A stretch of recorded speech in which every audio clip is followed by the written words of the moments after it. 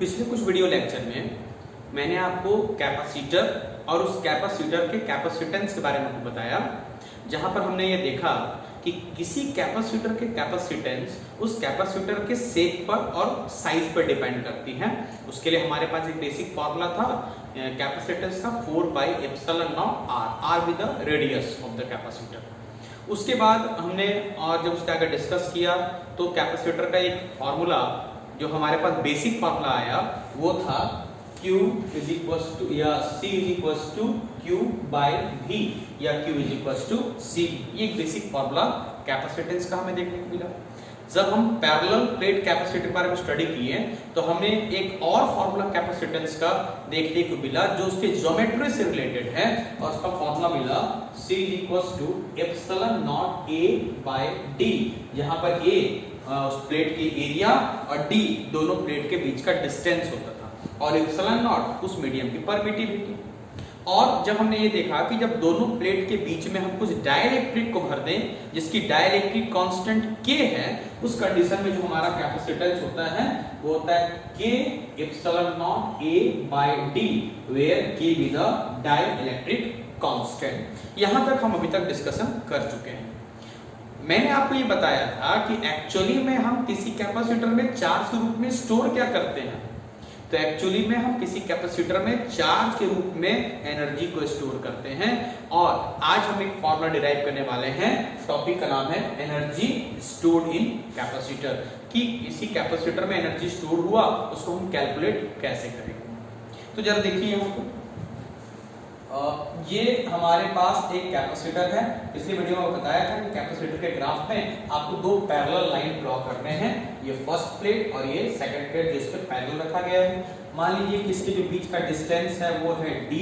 हमने यहाँ पर इस प्लेट का यहाँ पर चार्ज दिया, यहाँ पर चार्ज हुआ q और उसके कारण इसमें चार्ज इंड्यूस होता था, ये सब आपको पिछली वीडियो में बताया गया, -q, और इसके बीच की जो इलेक्ट्रिक फील्ड है वो है E। ये दो पैरेलल प्लेट कैपेसिटर के बारे में आपको पिछले वीडियो में बताया गया था। हमें ये जानना है कि इसमें कितनी एनर्जी स्टोर है, इसके अंदर के हमें एनर्जी के वैल्यू को फाइंड करना है। तो जैसा हम अपने पिछले क्लास में पढ़ चुके हैं, अगर आपको एनर्जी निकालना है, एनर्जी मतलब चार्ज को एक प्लेट से दूसरे प्लेट में ले जाने में जितना वर्क होगा वही एनर्जी इसके बीच में स्टोर है। तो अगर आप बहुत ही बेसिक फॉर्मूला देखें तो एनर्जी, पोटेंशियल एनर्जी को आप बोल सकते हैं वर्क, इसका फॉर्मूला में पढ़ रखा है। हाँ, आप ये यूज कर सकते हैं F into ds। ये बहुत बेसिक फॉर्मूला जो आपने अपने 11th के क्लास में पढ़ा होगा। फोर्स इनटू डिस्प्लेसमेंट को इंटीग्रेट किया, टोटल का टोटल वर्क निकलेगा, वही वर्क उसकी पोटेंशियल एनर्जी है। और अगर उसके लिमिट के बारे में लिखें तो ये डिस्टेंस d है, तो अगर आप एक प्लेट से दूसरे प्लेट पे चार्ज को ले जाते हैं तो पहले d की वैल्यू होती है 0 और फाइनली उसकी वैल्यू हो जाती है d। तो अगर आप यहाँ लिमिट देना चाहें तो ये हो जाता है 0 से d। ये एक बहुत बेसिक फॉर्मूला हमने क्लास 11 में निकाला था। एनर्जी को स्टोर, अगर एनर्जी के वैल्यू को फाइंड करना तो आपको वर्क डन निकालना पड़ेगा। तो एक प्लेट से दूसरे प्लेट में चार्ज को ले जाने में जितना वर्क होता है वही उसमें एनर्जी के रूप में स्टोर होती है। तो ये एक बेसिक फॉर्मूला। अब इसी से आप सॉल्व करेंगे। जैसे अब हम इस फोर्स को हम इस सारे कंडीशन में कन्वर्ट करना चाहते हैं, फोर्स की फॉर्मूला। तो ये जो हमने फॉर्मूला पढ़ा हुआ इलेक्ट्रिक फील्ड का, ये हमने पढ़ा था F/Q। तो फोर्स का फॉर्मूला क्या हो जाएगा, EQ। तो आप यहाँ पर फोर्स की जगह पुट कर सकते हैं, ये 0 से d, ये ds का लिमिट है, ये हो जाएगा यहाँ पर इलेक्ट्रिक फील्ड इंटेंसिटी और टोटल चार्ज कितना है Q, और ये हो जाता है ds, EQ/ds। और इसको सॉल्व करेंगे तो ये EDS मिलकर के हो जाता है, देखिए 0 से अगर आप देखेंगे यहाँ पर तो Q की साइड किया गया, EDS को हमने लिख दिया dV। EDS कैसे dV, तो हमने फॉर्मूला पढ़ा हुआ है E = dV/d। ये सभी बेसिक फॉर्मूला का नॉलेज आपको होना चाहिए। तो Q और E और ds मिलकर क्या बन जाता है dV। और इसमें जब आप dV की लिमिट पुट करेंगे तो मान लीजिए कि यहाँ पर इसका पोटेंशियल 0 और यहाँ पर इसका पोटेंशियल है V, तो ये हो जाता है 0 और यहाँ पर हमने लिमिट पुट कर दिया V, Q dV। उसके बाद आप कैपेसिटर के रिस्पेक्ट में चाहते हैं तो Q के रूप में आप क्या यूज कर सकते हैं, Q = CV। आप यहाँ पुट करेंगे 0 से V, Q = CV dv। उसके बाद आप इसको इंटीग्रेट करेंगे, क्योंकि ये c हमारा कांस्टेंट है, c बाहर चला आएगा, ये हो जाएगा इंटीग्रेशन 0 टू v dv। और जब आप इसको इंटीग्रेट करेंगे तो ये हो जाता है c, यहाँ v के पावर में 1 है तो v स्क्वायर, और ये बाय 2 यहाँ पर लिमिट हो जाएगा 0 से v। तो इसका फॉर्मूला हो जाता है, एनर्जी का फॉर्मूला हो जाता है वर्क का, यानी कि पोटेंशियल एनर्जी का formula half c v square. ये हमारा एक एनर्जी का फॉर्मूला यहाँ पर निकल के चल रहा था। अब जरा फिर से देख लीजिए कि आपने और भी कई तरीके से इस फॉर्मूला को डिराइव किया जा सकता है। ये बहुत ही बेसिक हमने काम किया कि बेसिक फॉर्मूला वर्क का फॉर्मूला था इंटीग्रेशन f ds, और ये हमने लिमिट लगाया 0 से d, क्योंकि इसका डिस्टेंस d है, पहले 0 और उसके बाद d। फिर हमने थोड़ा फॉर्मूला यूज किया, जैसे f का फॉर्मूला e into q, क्योंकि इसमें q चार्ज दिया गया है, eq e ds को हम लिख सकते हैं dv इस फॉर्मूला से। ये हमारे पास एक रिलेशन था पोटेंशियल और इलेक्ट्रिक फील्ड इंटेंसिटी की। अगर आप चैप्टर को बहुत बेहतरीन तरीके से समझना चाहते हैं तो आपके पास फॉर्मूला का नॉलेज, उसमें जो छोटे छोटे फॉर्मूला आते हैं उसका नॉलेज आपके पास बहुत अच्छा होना चाहिए, क्योंकि हर स्टेप पे फॉर्मूला यूज होंगे। अगर आपने फॉर्मूला बहुत अच्छे ढंग से नहीं किया तो आप उस स्टेप में फंस सकते हैं, फिर आपको आगे का टॉपिक समझ में नहीं आएगा। इसलिए आप सारे फॉर्मूला को लाइन से लिखिए और हमेशा उसका प्रैक्टिस करते रहिए। तो ये e ds को हमने लिख दिया dv, उसके बाद ये q का फॉर्मूला हमने पढ़ रखा है cv, उसके बाद सिंपल सा इंटीग्रेशन है, कांस्टेंट इस कैपेसिटेंस को बाहर निकाला, यहाँ पर v के पावर में 1 है, इंटीग्रेट किया, v स्क्वायर बाय 2 को साइड किया, formula upper limit minus lower limit, तो v स्क्वायर माइनस 0 स्क्वायर यानी कि v स्क्वायर। तो ये हमारा पोटेंशियल एनर्जी का फॉर्मूला आता है हाफ c v स्क्वायर। तो यहाँ पर ये हमारा एक फॉर्मूला निकल के चला आता है, ये बहुत काम का फॉर्मूला होगा। जैसे मान लीजिए अगर आप c के वैल्यू को निकालना चाहते हैं, अगर आप एनर्जी निकालना चाहते हैं तो आपको ये दो मात्र क्वांटिटी मालूम होना चाहिए जिसको आप डिराइव कर सकते हैं। c को कैसे डिराइव कर सकते हैं, तो हमने इसके लिए आपको एक फॉर्मूला बताया था। c का एक फॉर्मूला आपको इधर लिख देता हूं। c का फॉर्मूला होता था epsilon naught a by d। आप उस प्लेट के एरिया को देखेंगे, दोनों प्लेट के बीच के डिस्टेंस को मेजर करेंगे और ये फॉर्मूला यूज करके आप कैपेसिटेंस की वैल्यू को निकाल सकते हैं। फिर उसके पोटेंशियल डिफरेंस को मेजर करके आप एनर्जी को निकाल सकते हैं कि एनर्जी की वैल्यू क्या है। इससे रिलेटेड आप और भी फॉर्मूला यूज कर सकते हैं, जैसे आपने फॉर्मूला पढ़ रखा है c = q by v, आप इसका भी यूज कर सकते हैं। ये देखिए हमारे पास ये पोटेंशियल एनर्जी का फॉर्मूला आ गया हाफ c v स्क्वायर, और आप क्या निकाल सकते हैं, देखिए हाफ c, तो c का फॉर्मूला क्या चलाता है q by v, यहाँ पर यूज करेंगे q by v, और ये साथ में चला रहा है v स्क्वायर, एक v कैंसिल, तो एक फॉर्मूला ये भी चला सकता है हाफ q v, ये भी हमारा एनर्जी का formula potential energy half q into v। और भी फॉर्मूला डिराइव कर सकते हैं, जैसे इस बार आपने c को चेंज किया, आप v को चेंज कर सकते हैं। फिर से देखिए जैसे हमने पोटेंशियल एनर्जी का फॉर्मूला निकाला हुआ हाफ c v स्क्वायर, तो यहाँ से v को आप डिराइव कर लीजिए। v को आप क्या बोल सकते हैं, तो v को आप बोल सकते हैं q by c, तो यहाँ पर आप यूज करेंगे तो हाफ c जो कि v स्क्वायर है q square by c square, एक c कैंसिल, तो पोटेंशियल एनर्जी का formula half q square divided bye c। इस तरह से हमने तीन तरीके से एनर्जी के फॉर्मूला को निकाल लिया, और जो सबसे ज्यादा यूज आएगा फॉर्मूला और जो सबसे इजी होगा निकालना होता है half cv square. Number 1 formula half cv square, number 2 formula half q into v, and number 3 formula half q square by c, जहां पर इन सभी सिंबल के आपको मीनिंग मालूम होने चाहिए। c for capacitance, v potential and q with the charge. तो इस तरह से फॉर्मूला में यूज करके आप कितने एनर्जी उस कैपेसिटर में स्टोर किए गए हैं आप उसके वैल्यू को फाइंड कर सकते हैं। उसके बाद हमारा एक नेक्स्ट टॉपिक आएगा, ये आप नोट कर लेंगे अपने कॉपी में। हमारा जो एक नेक्स्ट टॉपिक चला आता है उसको मैं बताता हूँ। टॉपिक का नाम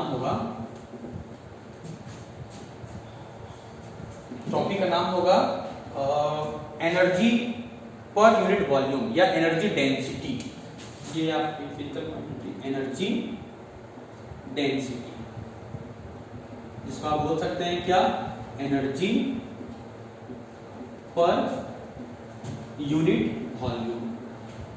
एक वॉल्यूम में कितना एनर्जी स्टोर है, तो इसके लिए आप करना क्या होगा, एनर्जी पर यूनिट वॉल्यूम का मतलब हो जाएगा एनर्जी डिवाइडेड बाय वॉल्यूम। ये हमारा हो जाएगा एनर्जी पर यूनिट वॉल्यूम। तो एनर्जी के लिए आपने फॉर्मूला निकाला हुआ हाफ सी वी स्क्वायर। तो आप इसको और कितने तरीके से एनर्जी पर वॉल्यूम को निकाल सकते हैं जरा देखिए।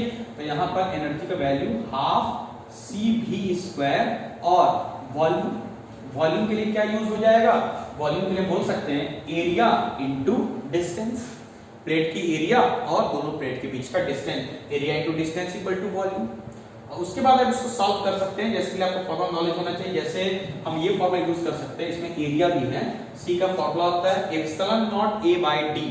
तो आप ये यूज करेंगे, सॉल्व करेंगे, हाफ सी की जगह यूज करेंगे epsilon naught A by D और साथ में चला रहा वी स्क्वायर और नीचे यहाँ पे है ए डी, ए कैंसिल, तो इसका वैल्यू क्या चला आता है हाफ एप्सिलॉन नॉट, यहाँ पर आप लिख सकते हैं V square by D square. ये हमारा एक एक्सप्रेशन निकलता है energy per unit volume half epsilon naught V square divided by D square. ये उसके अलावा भी आप फॉर्मूला डिराइव कर सकते हैं, जैसे ये आपको निकल गया। हाँ, V को आप इलेक्ट्रिक फील्ड इंटेंसिटी में कैसे बदलेंगे, इसका एक फॉर्मूला होता है, रिलेशन होता था। इलेक्ट्रिक फील्ड की जगह आप यूज कर सकते थे V dP बाय dl या dr हमने यूज किया था अपने डेरिवेशन में, आप पिछले वीडियो निकाल के देख सकते हैं इन दोनों के रिलेशन में।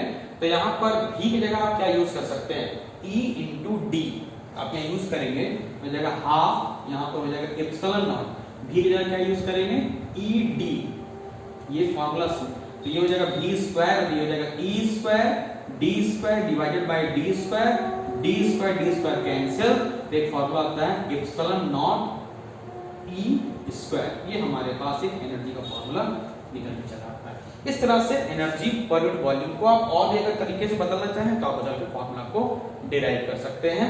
तो जो सबसे ज्यादा चर्चा में रहने वाला फॉर्मूला है पोटेंशियल एनर्जी का, वो half C V square, energy stored in capacitor और एनर्जी पर यूनिट वॉल्यूम पे आप देखेंगे तो हमारे पास एक पहला फॉर्मूला है half epsilon naught V square by D square, और जब हमने V को इलेक्ट्रिक फील्ड इंटेंसिटी में कन्वर्ट किया तो फॉर्मूला निकला एप्सिलॉन नॉट ई स्क्वायर।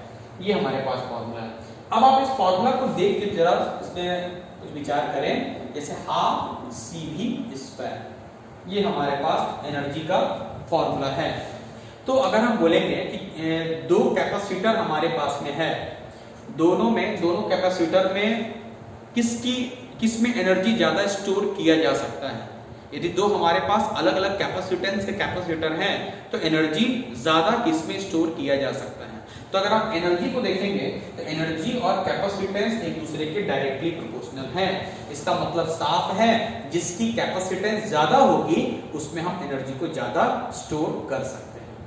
तो ये बहुत सिंपल सा क्वेश्चन है, आप ये एग्जाम में पूछे जा सकते हैं कि अगर किसी कैपेसिटर के कैपेसिटेंस ज्यादा है तो उसमें एनर्जी ज्यादा स्टोर होगी या कम। तो चूंकि इसमें आप रिलेशन देख सकते हैं कि energy directly proportional to capacitance, तो जिसकी कैपेसिटेंस ज्यादा होगी उसमें आप ज्यादा एनर्जी को स्टोर कर सकते हैं। और अगर आप कैपेसिटेंस को बढ़ाने वाला रिलेशन देखें तो कैपेसिटेंस, किसी कैपेसिटर के कैपेसिटेंस को बढ़ाने का जो एक लास्ट तरीका आपको बताया गया था कि आप दोनों प्लेट के बीच में डाइलेक्ट्रिक को भर दें,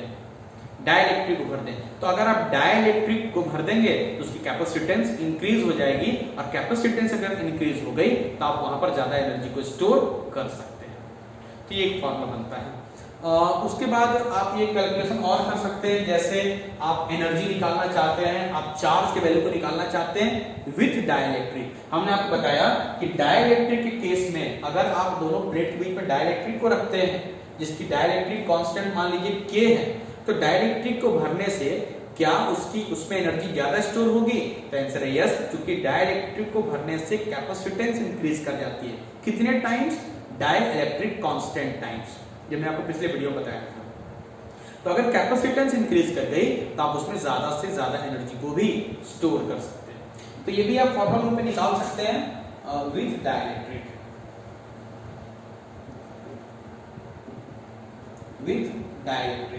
जिसकी डाइलेक्ट्रिक कांस्टेंट हम मान लेते हैं डाइलेक्ट्रिक कांस्टेंट मान लेते हैं K। तो इसमें आप निकालेंगे कि चार्ज की वैल्यू क्या है, एनर्जी की वैल्यू क्या विथ डाइलेक्ट्रिक। तो अगर आप यहां पर चार्ज निकालना चाहेंगे, चार्ज यानी कि Q, तो Q का फॉर्मूला होता है CV, चार्ज का फॉर्मूला क्या होता है Cv, और विथ डाइलेक्ट्रिक ये आपको फॉर्मूला बताया गया था कैपेसिटेंस का, dielectric constant epsilon naught A by D। इसके लिए आप पिछले वीडियो में जा करके इसके प्रूविंग को भी देख सकते हैं। तो यहाँ पर आप देखेंगे क्या कि इसका जो फॉर्मूला बनेगा यहाँ पर K epsilon naught A by D V, ये हमारा चार्ज का वैल्यू निकल गया। और अगर आप विथ डाइलेक्ट्रिक एनर्जी निकालना चाहते हैं, एनर्जी, तो एनर्जी का फॉर्मूला में क्या पढ़ रखा है, हाफ CV², जहां पर आपने CV की वैल्यू निकाल दिया है, K where K with the dielectric constant epsilon naught A by D V। तो अगर आप CV² को लिखना चाहेंगे तो जाए हाफ CV into V। तो यहां पर आप क्या लिख सकते हैं, हाफ CV, तो CV का वैल्यू क्या चला रहा है, K epsilon naught A by D V, और साथ में ये भी V, तो ये हो जाता है half K epsilon naught A by D V²। ये हमारे पास एनर्जी है, ये हमारा energy store. Okay, half K epsilon naught A by D V²।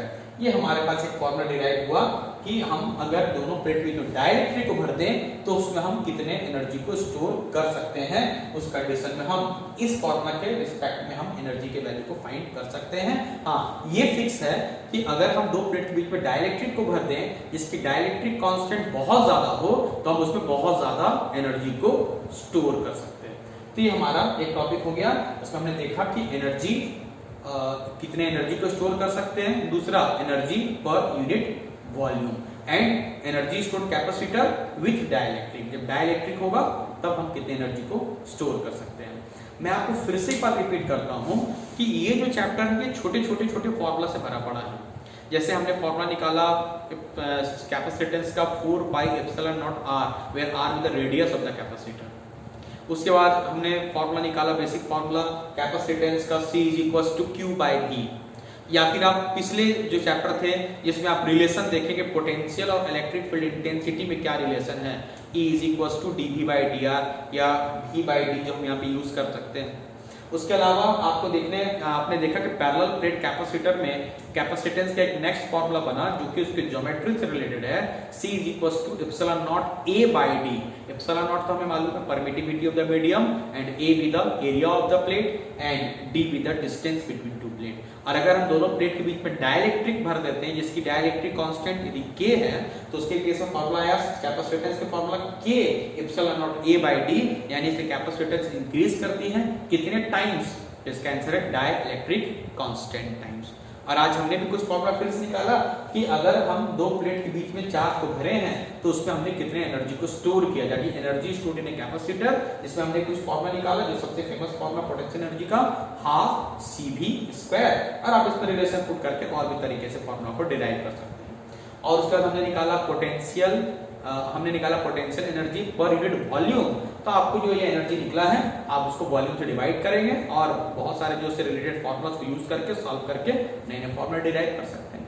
ये हमने यहाँ पे निकाला, ये सॉल्व किया। उसके बाद हमने देखा कि विथ डाइलेक्ट्रिक कितने एनर्जी को स्टोर कर सकते हैं, तो ये इसका एक्सप्रेशन।